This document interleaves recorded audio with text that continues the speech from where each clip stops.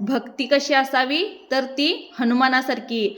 हनुमानाने श्रीरामांवरती अढळ व अटळ अशी भक्ती केली होती. माझे श्रीराम सांगतील तेच होईल, माझे श्रीराम जे सांगतील तेच मी करेन, माझे श्रीराम जसे म्हणतील तसंच मी वागेन, असं हनुमंतांनी अढळ व अटळ अशी देवावरती भक्ती केली होती. आणि त्याचा फायदा सर्वात जास्त हनुमंतांनाच झाला, कारण ते श्रीरामांचे भक्त म्हणून नावारूपाला आले.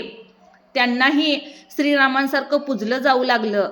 मग मला सांगा, ज्या हनुमंतरायांनी रामावरती एवढी भक्ती केली ते स्वतःसुद्धा देव झाले. मग आपण आपले जे कोणी आराध्य असतील, आपले जे इष्टदेव असतील, ज्यांना आपण मानतो, त्यांच्यावर आपण अशी का भक्ती करू नये, अशी अढळ व अढळ भक्ती का करू नये, डोळे झाकून आपल्या देवावर आपण विश्वास का ठेवू नये. हा, आपण आपले कर्म चांगले असायला हवेत.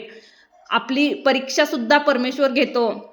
आपला देव आपल्याला हर प्रकारे प्रत्येक परीक्षेत उतरवत असतो. आणि आपण जर तिथे शांततेने व श्रद्धेने आपण जर ती परीक्षा देत गेलो तर आपण नक्कीच आपल्या परीक्षेत पास होतो. आणि आपल्याला जिथं पोचवायचं आहे, ज्या योग्य ठिकाणी आपल्याला पोचवायचं आहे, तिथं आपल्याला आपला परमेश्वर पोचवतोच. मग यासाठी कोणत्याही व्यक्तीची, माणसांची, स्थळाची अपेक्षाच करावी लागत नाही. कारण जिथं साक्षात आपला देव, आपला परमेश्वर आपल्या पाठीशी असतो, तिथं माणसं व्यक्ती काय करणार आहेत. हां, पण भक्ती करावी तर हनुमंतासारखी, तरच हे शक्य होतं, हो ना.